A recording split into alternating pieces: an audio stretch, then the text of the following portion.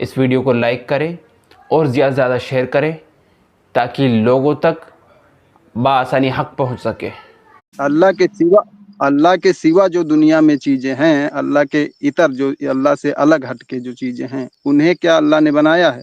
बिल्कुल ऐसा ही है, इसमें कोई शक नहीं। जी, वो फर्क तो था, लेकिन मेरा सवाल था, अगर अल्लाह ने पूरी दुनिया बनाई तो दुनिया बनाने से पहले अल्लाह कहाँ थे?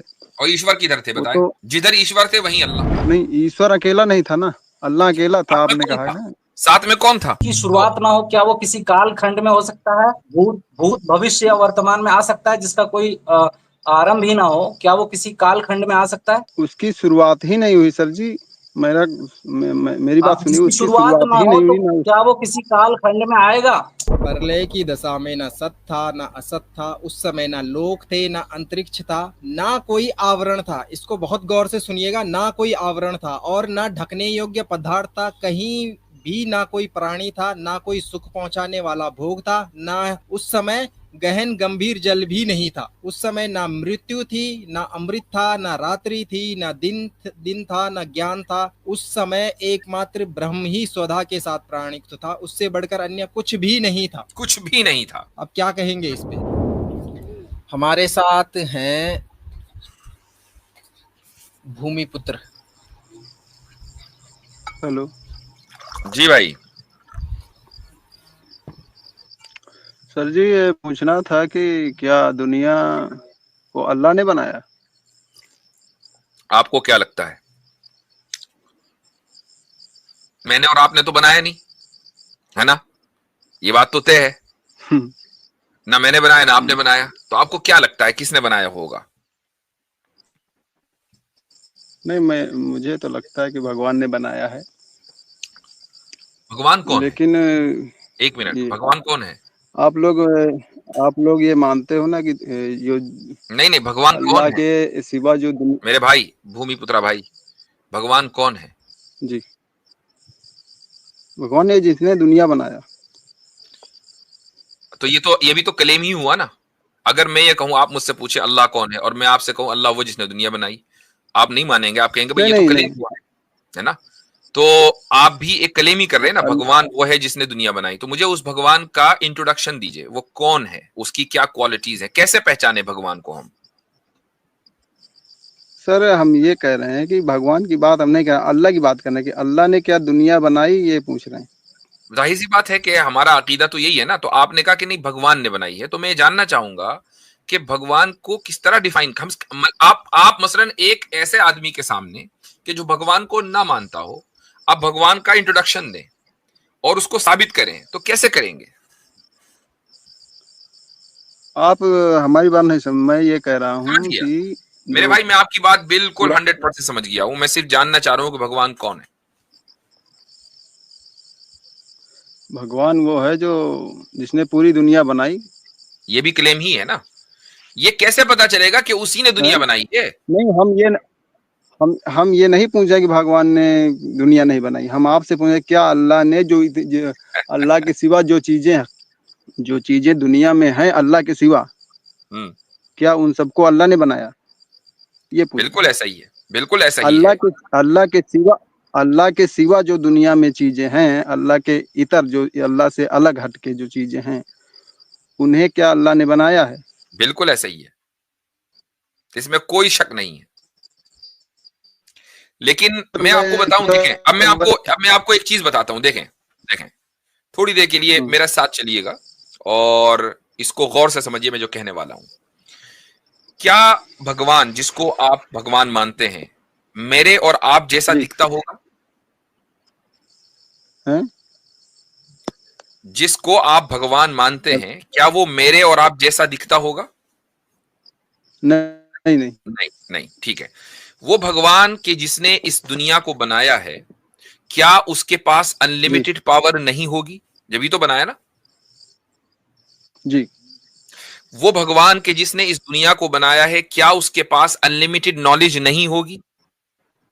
तभी तो इस दुनिया को बनाया। जी अनलिमिटेड नॉलेज, जी जी, सही है ना? या कुछ लिमिटेड नॉलेज है? बीएससी वैसी पास है वो? अनलिमिटेड।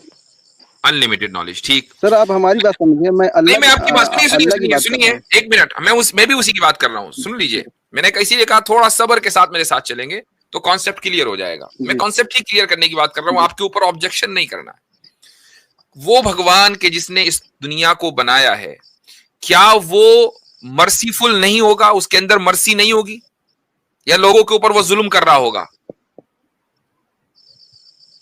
वो मैं जालिम जुल्म तो नहीं नहीं होगा, करता।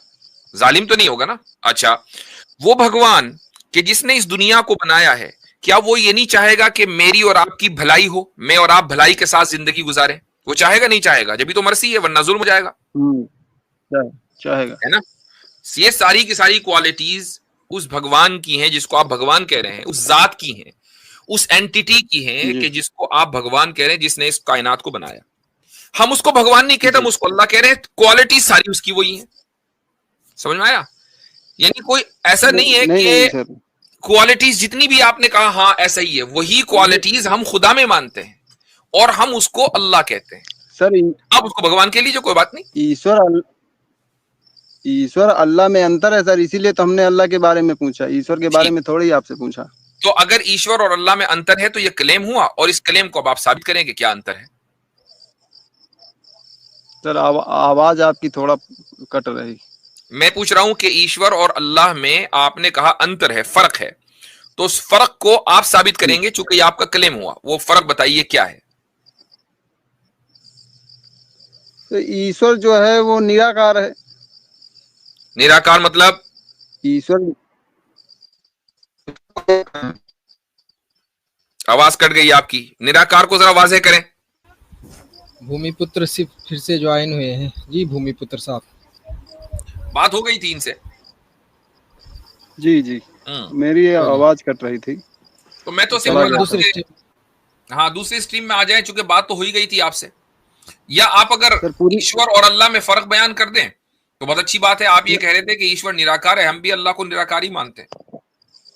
जी वो फर्क तो था, लेकिन मेरा सवाल था अगर अल्लाह ने पूरी दुनिया बनाई तो दुनिया बनाने से पहले अल्लाह कहाँ थे? और ईश्वर किधर थे वो बताएं। तो वो फर्क तो बात की बात है। चलो फर्क तो ईश्वर किधर वो थे वो बता अलग दो। है। जिधर ईश्वर थे वहीं अल्लाह। नहीं, ईश्वर अकेला नहीं था ना, अल्लाह अकेला था, साथ में आपने कौन कहा है था? ना। साथ में कौन था ईश्वर हैं? के? ईश्वर के साथ कौन था? ईश्वर ईश्वर ईश्वर अनादि है, तो जो प्रकृति है वो भी अनादि, और जो रूह है वो तीनों थे। चले भाई, तौहीद साहब आपका काम बन मुफ्ती गया। साहब एक लफ्ज यूज किया इन्होंने, एक हाँ लफ्ज यूज किया इन्होंने, अनादि। जी, हाँ, अनादि किसको कहते हैं दोस्त? जिसकी शुरुआत न हो और ना अंत हो। जी जी जी जी, बहुत सही है। जिसकी तो शुरुआत ना हो, क्या वो किसी काल खंड में हो सकता है? भूत भविष्य या वर्तमान में आ सकता है, जिसका कोई आरंभ ही ना हो? क्या वो किसी काल खंड में आ सकता है? उसकी शुरुआत ही नहीं हुई सर जी, मेरी बात सुनिए, जिसकी उसकी शुरुआत शुरुआत ना ही हो नहीं तो हुई ना। क्या वो किसी काल खंड में आएगा? I am asking the question bro, कि क्या कालखंड वो पास्ट, कालखंड प्रेजेंट या फ्यूचर में फॉल करेगा? अरे श्रीमान जी, कालखंड हमारे लिए है ना, हम धरती में रहते हैं तो कालखंड हमारे लिए है, ईश्वर के लिए थोड़ी है। दिन रात होता है, रोज सूरज निकलता गुड, है डूबता यानी है, कि तो आपका वो आप हमारे अपने, लिए हुआ ना। तो यानी आप अपने ईश्वर पर था का इस्तेमाल नहीं करेंगे ना, कि ईश्वर था। ईश्वर है, हमेशा रहता है। था मैंने कब कहा? Good good. ईश्वर वर्तमान, हमेशा वो वर्तमान रहता है, उसके लिए भूत भविष्य नहीं हाँ होता, वो हमेशा रहता, हमारे लिए ठीक होता है। भूत तो भविष्य। मुफ्ती क्योंकि साहब जो ने कहा, तो जब आपने पूछा ना कि अल्लाह कहाँ था, बनाने से पहले कहाँ था, तो जी आप भी ईश्वर पर, जिसे हम गॉड अल्लाह कहते हैं, ठीक है, आप जी उस पे भी था का प्रयोग कर रहे हैं, और उसकी भी कोई बिगिनिंग नहीं है, और वो भी जो है ना काल खंड से परे है। हाँ कौन? जी, तो ईश्वर कहाँ था, जी इसका सवाल और इसका जवाब आपने दिया कि नहीं, वो अकेला नहीं था, साथ में कुछ और चीजें भी थी उसके। ठीक जी है ईश्वर, जीव, प्रकृति, तीन चीजें। जी। तो जी भाई, तौहीद साहब आपने एक हवाला दिया, ये उसका रेफरेंस सामने है स्क्रीन पर। जी जी बिल्कुल। नसदिया सुक्ता जी। तो इसका नासदिया मतलब क्या है? सूत्र पढ़ा है ना क्वेस्ट इन्होंने अबाउट भाई? क्रिएशन। जी बोले नहीं बोले हमने तो नहीं पढ़ा। नहीं पढ़ा जी नहीं। तो बढ़ के क्यों मारनी है जब कुछ पता ही नहीं है तो? नहीं नहीं ठीक है, नहीं बताएं इनको, पढ़ा नहीं कोई बात नहीं, बताएं क्या देखिए, लिखा है ऋग्वेद में। हाँ नासदिया सूत्र है, ऋग्वेद का सूत्र है। कहते हैं, कौन सा? मैं हिंदी पढ़ रहा हूँ ऋग्वेद का। नहीं ऋग्वेद का कौन सा मंडल है ये बताइए। नासदीय सूत्र है 129वां सूत्र। नासदी सूत्र नहीं, मंडल बताइए, अध्याय होते उसमें ये बताइए ना। 129वां है। सूक्त और मंडल एक ही होते हैं, पता नहीं है? इतना भी नहीं। एक मिनट रुको।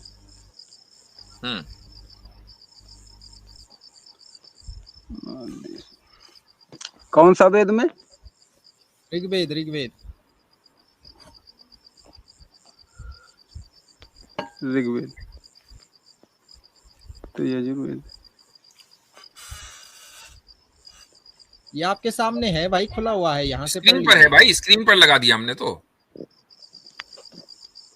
जी एक मिनट आप शुरू करें तो साहब, वो इतना ढूंढते रहेंगे, शुरू करें। इसमें कहा गया है हजरत, प्रलय की दशा में कौन सा मंडल बताया सर जी आपने? भाई स्क्रीन फॉलो करें, स्क्रीन फॉलो करें। आप बोले भाई, टाइम वेस्ट होगा उसमें। हाँ प्रलय की दशा में। अरे मंडल तो बता दीजिए सर, आप अंग्रेजी में बता रहे हो, उसमें अंग्रेजी में भी लिखा है। ओ भाई सबर करो, अभी बता देंगे। जी हजरत मैं थोड़ा देर के लिए हिंदी पे ले रहा हूँ, अब फिर इंग्लिश पे ले लेंगे जब आप। जी जी जी आप हिंदी में करें। एक मिनट, इसको थोड़ा रिमूव करके और इसको वो कर देते हैं। ये है नासदीय सूत्र, और ये मैं आपको बता दे रहा हूँ, ये सूक्त नंबर 129, ठीक है ना? ये भी बता दिया आपको। अब ये देख लिए यहाँ पे क्या लिखा है। मंडल कौन सा है भैया? मंडल तो बता दीजिए। ऋग्वेद में मंडल होता है पहले। एक मिनट, आपको अभी कर रहे हैं हम म्यूट, अभी बताएंगे, पहले उनको पढ़ने दे। चले। प्रलय की दशा में न सत था न असत था, उस समय न लोक थे न अंतरिक्ष था, ना कोई आवरण था। इसको बहुत गौर से सुनिएगा। ना कोई आवरण था और ना ढकने योग्य पदार्थ था, कहीं भी ना कोई प्राणी था, ना कोई सुख पहुंचाने वाला भोग था, ना उस समय गहन गंभीर जल भी नहीं था। पहली बात तो ये, उस समय ना मृत्यु थी, ना अमृत था, ना रात्रि थी, ना दिन था, ना ज्ञान था। उस समय एकमात्र ब्रह्म ही स्वधा के साथ प्राणिक था, उससे बढ़कर अन्य कुछ भी नहीं था। कुछ भी नहीं था। अब क्या कहेंगे इस पे? जी भाई अनम्यूट। जी अपने ऋग्वेद में मंडल सूक्त और मंत्र होते हैं, मंडल बताइए भाई। ऋग्वेद में पहले मंडल होता है, फिर मंडल में सूक्त होते हैं। ऋग्वेद में सूक्त नंबर 129 में जाएं आप। अरे मंडल तो पहले बताएंगे ना, तब तो 10वीं मंडल तो है ना ऋग्वेद में। हाँ 10 मंडल है। कौन सा मंडल? 129। 10, इसमें 10 ही मंडल है। 10 मंडल का कौन सा मंडल है? आप 10वें मंडल 129वें सूक्त में जाए भाई। 10वें मंडल के 129वें। एक मिनट,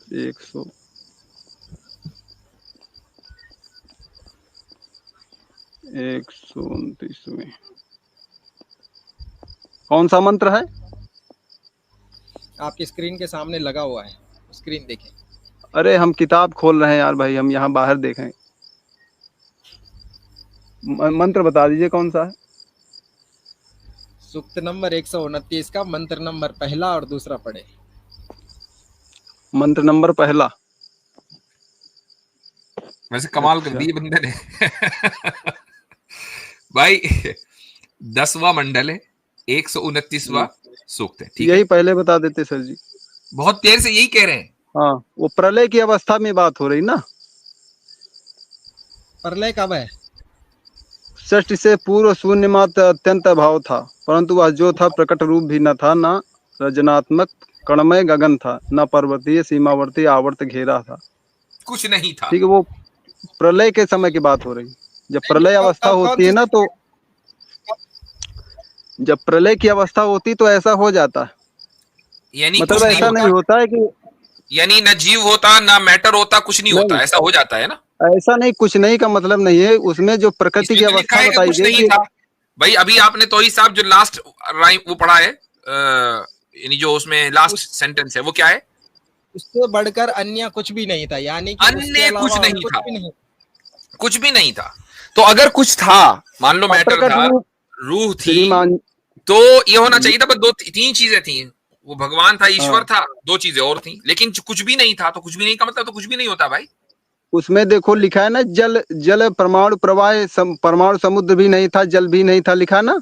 हाँ, तो कुछ भी नहीं था, आगे कह दिया कुछ भी तो नहीं ये था। प्रकट ये वाली तो चीज। अरे ये तो सर, चंद चीजें, हमारी ये बात तो नहीं। चंद चीजें मिसालों के तौर पर जिक्र कर दी, साथ में आगे कह दिया कुछ भी नहीं था। हमारी बात आप सुन ही नहीं रहे हो।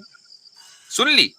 ओ भाई, लोक भी जैसे नहीं था, जैसे लोक भी हाँ? नहीं था। और मैंने जो कहा था ना कि ना कोई आवरण था, आवरण का मतलब तो समझते होंगे ना, मतलब छुपी हुई कोई चीज नहीं थी।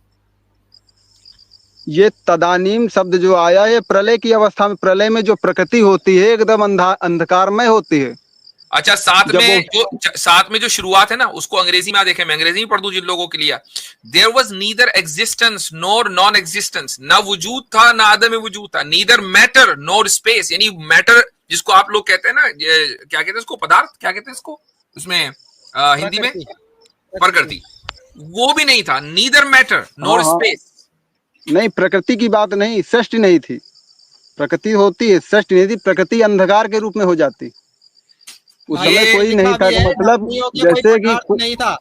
लिखा है ना, ढकने योग्य कोई पदार्थ था, अरे लिखा है भैया, आपके सामने। हाँ, ना ढकने वाला पदार्थ, मतलब उसका ठोस मतलब चीज क्यों नहीं था माने जो हम देख। आपका, हम क्यों माने जो इसमें लिखा हुआ है वो सामने, आपकी बात माने कि इसमें जो लिखा हुआ माने? आप कह रहे हैं कि नहीं, इसका हम भी तो मतलब वो, इसका मतलब ये, क्यों माने भाई? अरे हम भी तो पढ़ रहे हैं भैया, किताब खोल के आप उसमें देख के बता रहे हैं, अंग्रेजी किताबी में वाला। है ना, सामने स्क्रीनशॉट आपके सामने है। भाष्य ये किसका है, इंटरप्रिटेशन किसने नहीं है, सीधे ऋग्वेद का है। अनुवाद किसने किया? जिस मैं कहता हूं अनुवाद जिसने भी किया उसकी क्यों माने, उसकी ऑथेंटिसिटी बताएं क्या है। तो ये फिर आपका जो कोई अनुवाद भी है, आपकी जो इंटरप्रिटेशन है, वो हम क्यों माने, किस बुनियाद पर माने, उसकी कोई वजह तो हो ना। इस तरह फिर कोई भी कुछ भी लिख दे तो आप कह दो ये लिखा है वेद में। तो ये ऐसा थोड़ी वेद होता में है। नहीं है, ये जो मैं आपके सामने स्क्रीनशॉट पर है, कहने के ये वेद में नहीं है। सर, मैं कह दूं कि कुरान किसी का बता दूं, आप कह दो कि उनको हम नहीं मानेंगे, इस तरह अरे मैं भी भाई, कह सकता हूं।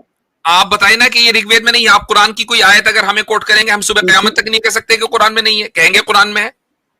और अगर उसकी तो मैं इंटरप्रिटेशन बयान करेंगे तो उसकी इंटरप्रिटेशन की वो क्यों एक्सेप्टेबल है, ये भी वजह बयान करेंगे तो कि ये इसलिए एक्सेप्टेबल उसका है। आप अगर इसकी इंटरप्रिटेशन दे रहे हैं तो आपको क्यों माने हम, अगर किसी और की उसमें दे जो रहे हैं तो बात आप लिखी बताएं। वो प्रलय, आप अगर किसी और की इंटरप्रिटेशन हमारे बता में रहे जो हैं बात तो बताएं लिखी किसकी है, है वो। हमारे उसमें अनुवाद में जो बात लिखी उसमें तदानीम शब्द आया प्रलय के लिए, अच्छा, मुफ्ती सृष्टि साहब से इनसे पूछा, पूर्व, आदि शंकराचार्य को मानते हैं आप? आदि शंकराचार्य को मानते सृष्टि हैं सृष्टि से पूर्व जो प्रलय अवस्था भाई? है अभी क्या उसमें आया, सवाल जब हुआ सृष्टि। आपसे, डॉज ना करें क्वेश्चन, अभी क्या सवाल हुआ? अब मैंने सवाल पूछा, आदि शंकराचार्य को आप मानते हैं? जी मानते हैं। अच्छा, उन्होंने अगर कोई चीज लिखी हो और हाँ। बिगिनिंग के बारे में लिखी हो या उस गॉड के बारे में लिखी हो जो अल्टीमेट ऑलमाइटी गॉड है, तो उसको आप मान लेंगे? नहीं, हमने शंकराचार्य जी की भी कोई पुस्तक पढ़ी नहीं, हमने एक परा पूजा पढ़ी थी, और भाई आर्य देख आपने के समाज। तभी निर्वाण हम षटकम मानेंगे पढ़ा है? आपकी। आपने निर्वाण षटकम पढ़ा है? नहीं पढ़ा सर जी, हमारे पास ऋग्वेद है जो। सुना तो होगा। न चा प्राण संज्ञो न वै पश्य वायु न सप्तान धारतु न पश्य कोश। इस तरीके से न मैं द्वेष रागो न मैं लोभ मोह मोदो नैव नैव मात्सर्य भावा, ये सब सुना तो होगा। शिवोहम शिवोहम। ये सर, ये हमने कुछ अभी नहीं, कुछ नहीं नहीं पता। सुना। क्या किया है भाई आपने, क्या किया है पता है मुफ्ती साहब? ये ऐसे ही है कि जैसे हम लोग नॉर्मल मदरसों में होता है ना कि लपे आती है दुआ बन के तमन्ना मेरी, और इस तरीके से हमद वगैरह होता है। तो हाँ। इनका जो है ना सबसे ज्यादा जो है ये बजाया जाता है, और ये शंकराचार्य ने इसको वो किया था, जिसमें उन्होंने ना साफ तौर से लिखा है कि वो जिनमें मानते हैं ना वो निराकार है और उनके जैसा कोई नहीं है, मतलब एवरीथिंग, मतलब सारी चीजें लिखी हुई है। That's why I wanted to present it, लेकिन भाई साहब अनभिज्ञ है। चलें भाई, अगले कॉलर को लें। बहुत बहुत शुक्रिया भाई, चलो, आपके पास कोई जवाब नहीं था, पूरी बात हो गई। अच्छा हजरत, यहाँ पे मजे की बात यह है, क्योंकि ये अभी कंटिन्यू चल रहा है कॉन्टेक्स्ट में, इन्होंने जो यहाँ पे कहा है कि ये प्रलय की दशा में है। देखें, जब क्लेम ये हो ना कि प्रकृति हमेशा से और जीवात्मा हमेशा से है, उसके बाद ये कहा जाए कि एक काल ऐसा आएगा कि जब ईश्वर के अलावा कुछ नहीं रहेगा, तो फिर वो प्रकृति हमेशा से कैसे वजूद में रही? सही, वो तो खत्म हो गई। बिल्कुल ऐसे ही। तो इस्लाम के मुताबिक जो भी इंसान गलत काम करेगा मरने के बाद उसको सजा दी जाएगी। तो उसका पर्पस जानना चाहता है, वो सजा का पर्पस क्या हैगा? मतलब इंसानों को जो यहाँ पर निजाम हैगा जहां पर हम सजा देते हैं उसका पर्पस होता है। सजा का जो पर्पस है वो सजा से पहले अचीव करना है कि एक इंसान इस दुनिया को अमन की जगह और जहां पर खुदा का कानून चले और खुदा के उस कानून की पासदारी हो वैसी जगह बनाकर रखे। 5-8 साल में अगर से आप देखते हैं डेटा के हिसाब से जो आपको मिलता है, जितना इंसान समझ सकता है कि उसको कितनी सजा देनी चाहिए कि इंसान एक बेहतर जिंदगी यानी कि बेहतर उसकी यानी कि जो उसकी जहनियत है बदल जाती है, ये उस हिसाब से देना चाहिए। उसमें जहां तक कहेगा कि 20 इयर्स होती है, 25 इयर्स होती है। हाँ, आप ये कहोगे कि उसके बाद भी अगर से ना हो तो जाहिर सी बात इंसान कोशिश कर सकता है बेहतर। मैंने तो आपसे डेथ पेनल्टी पे बात हुई थी, मैंने कहा डेथ पेनल्टी और अगर देते हैंगे अभी आप ये सवाल उनके लिए भी अभी आप बात ना बदलें। देखिए, बात ना बदलें, ये गलत बात है। इमेजिनरी फ्रेंड होने का मतलब ये नहीं है कि आप हर चीज को इमेजिनेशन ही में उड़ा दें, ऐसा ना करें। अभी बात ये हो रही थी कि भाई लंबी लंबी जिनको 100-200 साल की सजा है वो तो कभी वापस नहीं आने वाले ना मुआशरे में, तो उसका मकसद क्या है? चलो डेथ पेनल्टी नहीं, उसको तो आपने उसको 200 तो फिर आपके नजदीक कोई मेयार है ही नहीं, यानी जो कॉन्सेप्ट आपके नजदीक है वो वेट आपके नजदीक जो मेयार है वो यूटोपिया तो हो सकता है लेकिन स्कैंडिनेविया नहीं हो सकता। अच्छा, एक बात बताएं, एक सवाल और मैं आपसे करता हूँ। होल्ड ऑन, जस्टिस तो है ही, कानून की बुनियाद, होल्ड ऑन, कानून की बुनियाद जस्टिस तो होती है। मैं आपसे एक सवाल करता हूं कि रिवेंज लेना, यानी चाहे वो यानी रियासत रिवेंज ले रही हो या एक फर्द ले रहा हो, ये इंसान की फितरत में है या नहीं? नहीं, इंसान की फितरत में रिवेंज लेना नहीं है। नहीं, आपको शुरू से बताया जाता है। आपका मुकदमा ये है कि भाई हम उसको रिहैब से बार बार निकालते रहेंगे, तो आप एक रेपिस्ट को बार बार समाज में लाते रहेंगे, वो रेप करे और फिर आप उसको जो है वो रिहैब में ले जाके उसकी खातिर मातिर करेंगे, आप उसको बिरयानी खिलाएंगे, उसको बोलेंगे भाई मालिश करेंगे, मसाज करके चल भाई तू फिर दोबारा रेडी हो गया, चल फिर पहुंच रेप करने के लिए। ये ऐसी सोसाइटी चाहिए सर। हाँ, रेप बता आगे हमारे साथ है इमेजिनरी फ्रेंड। Imaginary friend. अस्सलाम वालेकुम। वालेकुम सलाम। क्या हाल है मुफ्ती साहब, खैरियत से हैं आप? अल्हम्दुलिल्लाह। आपको याद है आखिरी बार हमारी बात हुई थी, आपने डिस्कनेक्ट कर दिया था। हाँ, शायद याद तो पड़ा है। डिस्कनेक्ट हम बहुत सारे लोगों को करते हैं, आप भी उन खुश नसीबों में होंगे जी। अच्छा, मैंने पूछना आया था, आपने सवाल भी नहीं दिया था, उसके बाद डिस्कनेक्ट करके, तो मैंने कहा कोई बदतमीजी भी नहीं करी, कोई बात भी नहीं करी, फिर भी आपने डिस्कनेक्ट कर दिया। नहीं, मैं तो नहीं करता हूँ। हाँ, बैक स्टेज की सफाई वफाई हमारे तौहीद भाई करते रहते हैं, उसमें आप हाथ वाथ पड़ गया वो बात अलग है। नहीं, मैं बात कर रहा था आपसे। नहीं, लहजा दुरुस्त नहीं था, लहजा इस तरह का था आपका टोंट वाला कि मैंने आपको इसलिए हटा दिया था, क्योंकि यहाँ पे हम आप बड़े तहजीब से बात करते हैं और इज्जत से बात करते हैं, चाहे कोई भी आए। लेकिन मैं अभी भी मुस्कुरा के बात कर रहा हूँ, उस टाइम भी मुस्कुरा के बात कर रहा हूँ। आज चेंज है, तब्दीली है। अब देखें, उसको आप वैसे भी इमेजिनरी है, उसको इमेजिनेशन मान लें, बात आगे करें। अच्छा, चले। अच्छा मुफ्ती साहब, मैं कुछ जानना चाह रहा था, कुछ आपसे पूछ लूं अगर आपकी इजाजत हो तो। हाँ, उस वक्त हमने आपसे सवाल किया था कि आप एथीस्ट हैं क्या हैं, यानी पहले मुसलमान थे, कुछ चक्कर था, कुछ बता दीजिए। मैंने बता दिया था, मैं एथियस्ट हूँ। एथीस्ट हैं, पहले मुसलमान थे ना या हिंदू थे? जी, मुसलमान था। ओके, बोलिए। हाँ, मैं ये जानना चाह रहा था कि जो ये कॉन्सेप्ट हैगा खुदा का कि आफ्टर लाइफ में आपके, यानी कि आफ्टर लाइफ जब इंसान मर जाएगा तो उसको सजा दी जाएगी कुछ गलत कामों पर, ठीक है? तो इसका मतलब पर्पस क्या हैगा सजा देने का? अभी मुझे ख्याल आ रहा है, अभी मैं उसका आपके सवाल का जवाब दूंगा। अभी किसी ने कमेंट में भी लिखा, वो स्लेवरी वाली बात पर जो आपको रिमूव किया गया था वही बात थी क्या? नहीं, मेरी आपसे स्लेवरी पे बात नहीं हुई। अच्छा, ठीक है। अच्छा, आपने कहा कि आफ्टर लाइफ में अल्लाह ताला कुछ लोगों को सजा देगा। अब दोबारा रिपीट कीजिए सवाल, मैं जहन उधर था, मैं कुछ सोच रहा था जी। इस्लाम के मुताबिक जो भी इंसान गलत काम करेगा मरने के बाद उसको सजा दी जाएगी। तो उसका पर्पस जानना चाहता है, वो सजा का पर्पस क्या हैगा, मतलब इंसानों को जो यहाँ पर निजाम हैगा जहां पर हम सजा देते हैं उसका पर्पस होता है। सजा का जो पर्पस है वो सजा से पहले अचीव करना है कि एक इंसान इस दुनिया को अमन की जगह और जहां पर खुदा का कानून चले और खुदा के उस कानून की पासदारी हो वैसी जगह बनाकर रखे। वरना आप किसी भी मुल्क में रहते हो, वहां पर कुछ कवानीन होंगे और उन कवानीन को तोड़ने पर सजा होगी। अब आप ये पूछें कि भाई अगर किसी का मर्डर हो जाए और मर्डरर की को डेथ पेनल्टी दी जाए तो डेथ पेनल्टी की का क्या मकसद है भाई?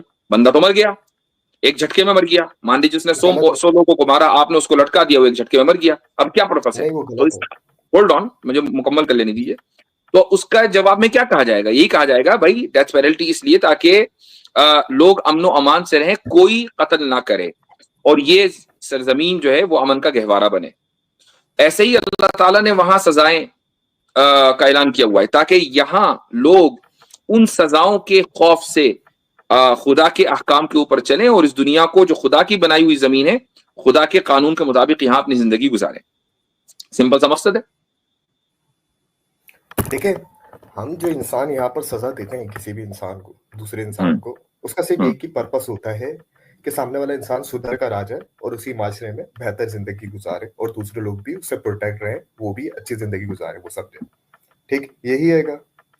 यानी कि इसमें कोई ये कॉन्सेप्ट नहीं हैगा कि आपने किसी को सजा देनी है तो इसको मतलब ये है कि आपने एक रिवेंज लेना है या तकलीफ पहुंचानी है। और death penalty sir, death penalty जहां पर दी भी जाती है उसको गलत ही साबित है।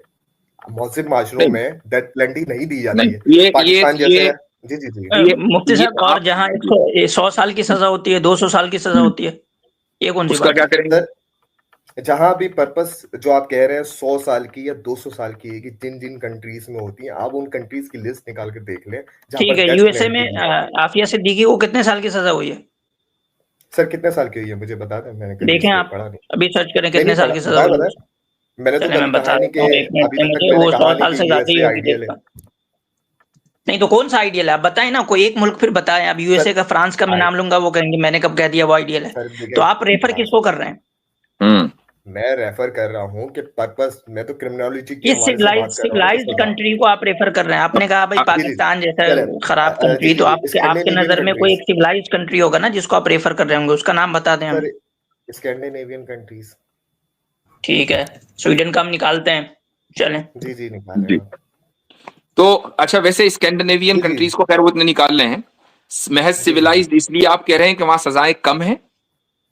नहीं, मतलब मकसद ये है, उनका पर्पस जो होता है ना इंसान को सजा देने का, उसका पर्पस सिर्फ ये होता है कि माशरे में सुधार के वापसी लाना है, उसको खत्म कर देना या किसी इंसान को कम कर देना। मसलन ये कि अगर से मैं तो मसलन स्कैंडिनेवियन कंट्री में अगर एक बंदे ने मसलन दहशतगर्दी का कोई वाकया उसने कर दिया, तो उसको 5-8 साल में आप निकाल के दोबारा मुआशरे में ले आएंगे?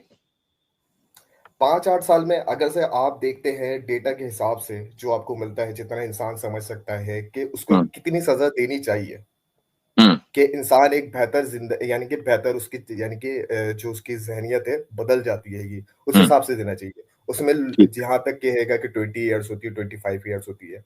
हाँ, आप ये कहोगे कि उसके बाद भी अगर से ना हो तो जाहिर सी बात इंसान कोशिश कर सकता है बेहतर उसमें। सही, बानिस्बत इसके कि आप बिल्कुल खत्म कर दें। इसका मतलब ये हुआ कि ऐसा आप देखें कि ये भी डेटा मौजूद है, और मैं अमेरिका का डेटा है जो मैंने तकरीबन 1-2 साल पहले कहीं पेश भी किया था। वो ये था कि जिन इनमेट्स को सजा दिलाने के बाद, और बाय द वे अमेरिका में भी इनको बोला जाता है करेक्शन एजेंसीज, जेल को प्रिजन नहीं बोला जाता बल्कि करेक्शन होम्स वगैरह कहा जाता है, कि ये दारुल इस्लाह है, यानी इस्लाह होती है बंदे की। अच्छा, बहुत सारे ऐसे हल्के जुर्म रखने वाले लोग हैं, 5 साल 8 साल 10 साल में कोई छोटी मोटी चोरी वोरी की है, ड्रग्स वगैरह का मसला है, ये लोग बाहर निकल आते हैं। लेकिन 80% प्लस ये जो इनमेट बाहर आते हैं ये दोबारा वही जुर्म करते हैं, जबकि इनको बाहर निकाला गया है कहां से? करेक्शन होम से, और बाकायदा उनके ऊपर काम हुआ, उनके ऊपर लाखों डॉलर खर्च हुए, उनके साइकोलॉजिकली उनको हेल्प की गई, और उसके बाद उसी जुर्म में जाते हैं। तो ये तो हशर है उस निजाम का। तो आप किस करेक्शन की बात कर रहे हैं? पर्पस जो है चरण जी, वो ये है मुफ्ती साहब, स्वीडन के अंदर जो लाइफ इम्प्रिजनमेंट है, एक मिनट इमेजिनी फिल्म, जो मैं इस स्वीडन बात के पे अंदर और लाइफ इम्प्रिजनमेंट है वो तो अनडिफाइंड है, वो डिफाइन ही नहीं है, वो कितने भी 1000 साल का भी हो सकता है, 1000 साल की भी हो ये सकती है। ये सब जगह हाल यही है भाई। सर मैंने तो कहा कि वो वो देखेगा कितने साल की इनडिटर्मिनेट है। लेंथ है उसका। मैंने तो आपसे डेथ पेनल्टी पे बात हुई थी, मैंने कहा डेथ नहीं पेनल्टी नहीं नहीं नहीं नहीं और अगर देते हैंगे तो अभी देते आप होंगे, ये सवाल उनके लिए भी है। अभी अच्छा अभी चले, आप बात जो ना देते भी है बदलें, ना, देखिए बात ना बदलें, ये गलत मैं नहीं बात है। बदलूंगा बिल्कुल भी। इमेजिनरी फ्रेंड होने का मतलब ये नहीं है कि आप हर चीज को इमेजिनेशन ही में उड़ा दें, ऐसा ना करें। अभी बात ये हो रही थी कि भाई लंबी लंबी जिनको 100-200 साल की सजा है वो तो कभी वापस नहीं आने वाले ना मुआशरे में, तो उसका मकसद क्या है? चलो डेथ गलत है। पेनल्टी नहीं, उसको तो आपने उसको 200 तो फिर आपके नजदीक कोई मेयार है ही नहीं, यानी जो कॉन्सेप्ट आपके नहीं नजदीक है मयार वो है ना, यूटो मैंने आपको होल्ड बताया ऑन, पर्पस से करेक्शन। वेट मुफ्ती साहब, आपके नजदीक जो केस मेयार है वो यूटोपिया तो हो सकता है, आप लेकिन जबरदस्ती स्कैंडिनेविया नहीं हो सकता। आप जबरदस्ती मुझे उस और जगह पे एक लाके केस खड़ा मुफ्ती साहब करा रहे हैं 2006 जहां का पर केस है, आप 2006 का केस है, एक मिनट, फिर मैं इसी 2006 में करना पड़ेगा। 39 साल कैद में रहने के बाद, 39 साल कैद में रहने के बाद उस इंसान की डेथ हो गई और वो कैद में ही 39 साल रहा। ये 2006 स्वीडन की बात है, अभी रिसेंटली 20 साल भी नहीं हुए। तो इमेजिनी फ्रेंड भाई देखें, जो सजा का जो हाँ, कॉन्सेप्ट तो है उनको वो बेहतर हमारे करना यहाँ चाहिए जस्टिस से सर। डिराइव्ड होता है, ठीक है, आपका कोई तो उसूल ही बेहतर नहीं है, करना चाहिए, बताया तो मैंने आपको ठीक है, कि करवा लें करेक्शन आप है। बेहतर नहीं, मतलब किस बुनियाद पर? कोई कोई रेफरेंस पॉइंट तो हो ना, आपकी मैं सोच, ये आपको बता रहा इमेजिनेशन हूँ, तो मेरे लिए जी जी रेफरेंस जी पॉइंट नहीं हो सकती ना, मैं आपको ये कोई बता तो बात रहा ना हूँ। और हुई। कैसा आप चाह रहे हैं कि भैया कोई रियासत का नाम लो, कुछ लो, कुछ करा हुआ हो। मैं तो नहीं आपके सामने कुछ आइडिया नहीं, रख रहा आप हूँ रियासत का कि नाम न लें, भैया किसी करेक्शन लॉ का होती है नाम लें, कोई कॉमन सेंस का नाम लें, कोई फिलोसॉफिकल सर। उसूल का नाम लें, देखिए आपके इमेजिनेशन तो हमारे लिए कोई कानून या मेयार नहीं बन सकते ना, ये तो आपका इमेजिनेशन है। अच्छा मैं अब कहूँ सर? हाँ बिल्कुल, क्या जब हम खामोश हो गए तो जी। बोले। देखिए इंसान यहाँ पर हैंगे, जितने भी हैंगे, पहले नफरत से चलता हुआ आ रहा था कि आप समझते थे कि आप सामने वाले, अगर से इसने किसी को कत्ल किया है, जैसे इस्लाम में सोचेगी, तो सामने वाले को भी कत्ल कर दो, ठीक है, ये हैगा। पर्पस ये नहीं है अरे करेक्शन करना हैगा या इंसान। होगा इसको छोड़ें, मैं कह अब रहा मैं हूं कि बात रेफरेंस कर रहा हूँ पॉइंट सर, क्या उसमें है, रुकते हैं। रेफरेंस पॉइंट क्या है? आप ये कह रहे हैं ना कि स्कैंडिनेविया जो आपके नजदीक मोस्ट सिविलाइज्ड हैं, वहां पर भी बेहतरी की जरूरत है। आपकी बात को कैसे मान ले? मैंने who are you, you are not the authoritative person, आपको हम कैसे माने कि आपकी बात सही है? कोई ना कोई रेफरेंस पॉइंट होना चाहिए ना। हम कहते हैं हमेशा हमेशा हमेशा करेक्शन की जरूरत होती है, हमेशा बेहतरी की, हमेशा सुधार करेक्शन की जरूरत होती है। परफेक्ट मिसाल के होती तौर है। पर 1 लाख बंदा आपके मुकाबले में ये कह रहा है कि करेक्शन ये है कि सजाएं लंबी दो और डेथ पेनल्टी दो, क्योंकि बाकायदा यूएस में death penalty versus no death penalty की डिबेट कई साल से चल रही है। तो एक बड़ा जो मुआशरे का सेक्शन है वो ये कहता है कि डेथ पेनल्टी दो, दूसरा सेक्शन ये कहता है डेथ पेनल्टी ना दो। तो आपकी बात कैसे माने और दूसरे की बात क्यों ना माने? सर उसमें बहस है ना कि आप अगर से कह रहे हैं कि डेथ पेनल्टी दो, तो हम कह रहे हैं कि जो इंसान सुधर सकता है आप उसको भी कत्ल कर रहे हो। मैं ये तो कह रहा हूं कि एक आदमी ने मिसाल के तौर पर अगर 100 साल 200 साल 400 साल उसको सजा हो गई, तो अब तो सुधरने का कोई मतलब नहीं है ना, माशरे में तो उसको वापस आना ही नहीं है। तो death that's the penalty point. की आप ये आप कह रहे मुझे हैं, दें। आप ये कह रहे हैं, होल्ड ऑन, आप ये कह रहे हैं कि नहीं इसको भी हम सुधार सकते हैं। तो इसी तरह मैं कह रहा हूं कि मुआशरे में बहुत सारे लोग ऐसे हैं जो इसको सुधार के खिलाफ समझते हैं, कहते हैं इसमें ये सुधार हो ही नहीं सकती, बंदे ने जुर्म किया तो उसकी सजा होगी, सजा उसकी होनी चाहिए। मुफ्ती साहब आप क्या इनका पूरा समझते हैं कि फिलॉसफी सुधार ही हो जो है सकता ना है या वो नहीं हो बेसलेस सकता? है। एक मिनट इमेजिन, इनका पूरा फिलॉसफी ही बेसलेस है। दुनिया का कोई कानून नहीं कहता कि हमारे यहाँ जुर्म का जो, एक मिनट सुन ले, हमारे यहाँ जो जुर्म का जो जुर्म के ऊपर जो सजा का कॉन्सेप्ट है वो उसके करेक्शन के लिए हमेशा जो है सजा का ताल्लुक जो है वो जस्टिस से होता है। इसलिए कोई भी कानून जो है वो जस्टिस कहता है कि हमारा बेसिक पर्पस जस्टिस को सर्व करना है। हमारे यानी कि हर मुल्क का कानून ये कहता है बेसिक पर्पस जस्टिस को सर्व करना है, ना कि उसका करेक्शन करना है। अच्छा एक बात बताएं, एक सवाल और मैं आपसे करता हूं। होल्ड ऑन, जस्टिस तो है ही, मैं कानून उसको की जवाब बुनियाद, दूं। होल्ड ऑन, कानून की बुनियाद जस्टिस तो होती है। मैं आपसे एक सवाल करता हूं कि रिवेंज लेना, यानी चाहे वो यानी रियासत रिवेंज ले रही हो या एक फर्द ले रहा हो, ये इंसान की फितरत में है या नहीं? नहीं, इंसान की फितरत में रिवेंज लेना नहीं है। नहीं, आपको शुरू से अच्छा, बताया जाता है। तो आप यानी आपको कोई कितना ही मारे आप खामोश बैठे रहेंगे, बुद्ध बने? सर मैं उसको रिप्लाई इसलिए दूंगा कि वो मुझे ना मारे। इसका मकसद ये नहीं होता कि उसको तकलीफ पहुंचाना है। यानी आप उसको रिप्लाई कह रहे, आप आपके मुख्य पढ़ रहे हैं ऊपर सर ने, भाई मुझे मत मानना, और वो मारे जा रहा है, आप डिफेंड करोगे नहीं? उसको मारूंगा, डिफेंड करोगे नहीं? अगर से होल्ड ऑन, देखे, मैं बता रहा हूं डिफेंड करेंगे कि नहीं करेंगे? मैं वही बता रहा हूँ, मैं पंच मार रहा है, मैं बता रहा हूँ, मैं तो अटैक कर रहा हूँ, बता रहा हूँ। डिफेंड करेंगे कि नहीं करेंगे? पंच मारेगा तो मैं भी उसको पंच मारूंगा, लेकिन उसका मकसद डिफेंड करेंगे कि नहीं करेंगे? उसको तकलीफ पहुंचाना, उसका मकसद डिफेंड करेंगे कि नहीं करेंगे? हेलो, डिफेंड करोगे कि नहीं करोगे? और बताया तो अभी आपको, डिफेंड करेंगे कि नहीं करेंगे? अभी क्या बताया मैंने आपको? मुझे नहीं पता, आप डिफेंड करेंगे हाँ या ना? मैं कह रहा हूँ सेल्फ डिफेंस तो अलग ही चीज होती है कि आप सिर्फ रोक रहेंगे, मैं तो कह रहा हूँ मैं रिप्लाई भी दूंगा ताकि वो दोबारा मुझे ना मारे। तो बस ठीक है, अगर ये बात है कि आप उसको रिप्लाई करेंगे और पेन पहुंचाकर ही रिप्लाई करेंगे, यही रिवेंज है, यही रिवेंज है जो मेरे पास पॉसिबिलिटी होगी वहां पर वो अच्छा एक होल्ड ऑन, मान लीजिए आपने उसको मारा, ठीक है, और उस वक्त तो रुक गया, कल को फिर मारा, आपने भी रिस्पॉन्स किया, फिर रुक गया, रोजाना आपके एक मुक्का मार के जाता है, आप कब तक बर्दाश्त करेंगे? अच्छा सर ये बताइएगा कितनी बार ऐसा हुआ है कि आपको कोई रोजाना मुक्का मारा? वो रोजाना मुक्का आपके एक थॉट प्रोसेस है भाई, एक थॉट प्रोसेस है। मैं तो पहले दिन भी नहीं बर्दाश्त करने का, मैं तो पहले दिन उसको डलवा दूंगा जेल में अगर मेरे इख्तियार में होगा। आप बोले आपको तो आपने तो बहुत ज्यादा पोलाइटनेस और काइंडनेस किया, तो आपने क्या कहना चाहिए बहुत ज्यादा है। तो आप मुझे ये बताएं कि अगर रोजाना मुक्के सर पे पड़ रहे हो और आप रोजाना रोक रहे हैं तो कब तक इसको बर्दाश्त करेंगे?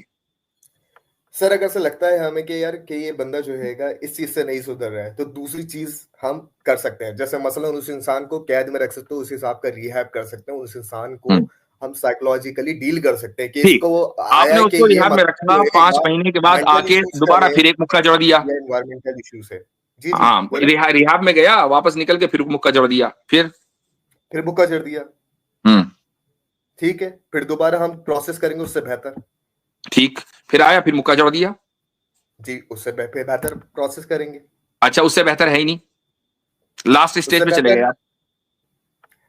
सर ऐसे तो तसव्वुरात ही नहीं चलता ना, उससे बेहतर है नहीं, थॉट प्रोसेस है भाई, हेलो थॉट सारे आप भी आपकी तो पूरी शख्सियत तसव्वुर के ऊपर है मेरे भाई, आपका तो नाम इमेजिनेशन है, तसव्वुरी तो करवाएंगे आपसे जब नाम ही आप इमेजिनरी फ्रेंड लेकर आए हैं, हम तो थॉट प्रोसेस करवाएंगे आपसे। सर थॉट प्रोसेस से तो बता रहा हूं मैं, हैगा तो थॉट प्रोसेस से मैंने ये बताया कि जो लास्ट अवेलेबल साइकोलॉजिकल एक ट्रीटमेंट था वो दे दिया, बंदा उसको लेते ही दोबारा मुक्का जड़ता है आपके, अब क्या करोगे? सर लास्ट होगा ही नहीं ना सर। क्यों नहीं हो सकता भाई? मेडिकल ट्रीटमेंट कहीं तो रुकेगा ना। आप बताएं कोई सी मेडिकल ट्रीटमेंट आप मुझे पहले रेफरेंस के हिसाब से बता दें, यहाँ पर खत्म हो जाती है, इससे आगे है नहीं तो फिर मैं आपकी बात मान। अच्छा मुफ्ती साहब इनको थोड़ा एक्सट्रीम पे ले जाएं, इनको मुक्के पे ये नहीं हो रहा है। एक रेपिस्ट है, वो रेप करके आया, ठीक है, आपने उसको रिहैब में डाला, फिर निकाला, फिर रेप कर दिया किसी का, फिर आपने डाला, फिर रेप कर दिया उसको, मतलब आप बार बार उसको रेप करने के लिए सोसाइटी में लाते रहेंगे रिहैब से निकाल के। अच्छा मैं कह रहा हूँ आसिम भाई, आपने पहले जो बात कही थी उसको तो आप कंटिन्यू रख लें, फिर ये वाली बात का भी जवाब दे दो। नहीं पहले ये वाली इस वाली का दे, अब रेप वाली का दे, यही तो है ना, यही तो है कि आप बार बार जो है उसको रिहैब से निकालते रहेंगे, वो समाज में आए, रेप करे, फिर उसको आप रिहैब में डालते रहेंगे। सर एक इंसान आपके मुताबिक जो है कितनी बार जो है सजा मिलती है रेप की और कितनी बार? मेरे मुताबिक छोड़ दें आप ना, आप बताएं कि ये बहुत आजकल के जमाने में कॉमन है। अच्छा, एक सजा आप रिसर्च कर रहे थे, ये बता दें मुझे रेप केस की सजा कितनी होती है एवरेज? भाई उसकी हमारा मसला नहीं है, हम तो क्लियर हैं। आपका मुकदमा ये है कि भाई हम उसको रिहैब से बार बार निकालते रहेंगे, तो आप एक रेपिस्ट को बार बार समाज में लाते रहेंगे, वो रेप करे, और फिर आप उसको जो है वो रिहैब में ले जाके उसकी खातिर मातिर करेंगे, आप उसको बिरयानी खिलाएंगे, उसको बोलेंगे भाई मालिश करेंगे, मसाज करके चल भाई तू फिर दोबारा रेडी हो गया, चल फिर पहुंच रेप करने के लिए। ये ऐसी सोसाइटी चाहिए सर। हाँ रेप बता तो ऐसी सोसाइटी इमेजिनेशन में हो सकती है। सर रेप करने का पर्पस क्या होता है बताइएगा जरा। वो उसको छोड़ने इसको तो डील करूंगा ना मैं आपको, और कैसे बताऊंगा आपको? अजीब सी बात है। वो आपका जो बेसिक सवाल है ना कि सजा क्यों मिलती है, तो भाई सजा जो है वो जस्टिस को सर्व करने के लिए मिलता है, और अल्लाह ताला भी सजा देंगे जस्टिस को सर्व करने के लिए, दैट्स इट, ठीक है। तो आपके यहाँ भी सजा है, सजा रहेगा ही रहेगा। और एक बात और, इसलिए देखते हैं ना कि क्या होता है कि जुर्म के एतबार से सजा की जो इंटेंसिटी है वो तय की जाती है।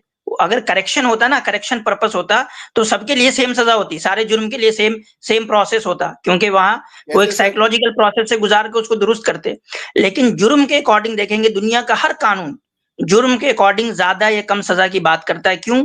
क्योंकि उसको लगता है कि इस जुर्म की इंटेंसिटी ज्यादा है, इसलिए इसमें जस्टिस उस वक्त सर्व होगा जब इसको ज्यादा सजा मिलेगी। सर ये पूछ रहा था कैसे सजा डिसाइड करते हैं, आप जो बात कह रहे थे कम ज्यादा की, आप जो कह रहे थे कि होती नहीं तो है, आप अपना देखिए, ये हमारे सवाल यहाँ हमसे ना करें।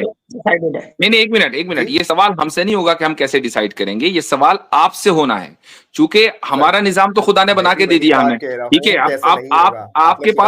आपके पास कोई निजाम नहीं है, वो निजाम आपको बनाना है, तो आप हमें बताएं कि आपका रेफरेंस पॉइंट क्या है, सिवाय अपने इमेजिनेशन के। कैसे नहीं होगा दलील मुफ्ती साहब, जी जी कोई दलील नहीं। देखिए मुफ्ती साहब, दलील ये है कि मैं कह रहा हूं, ट्रस्ट मी ब्रो, उसने चोरी आई एम सेइंग ये आपका रेफरेंस है। उसने चोरी करी, एक इंसान है उसने चोरी करी, ठीक है।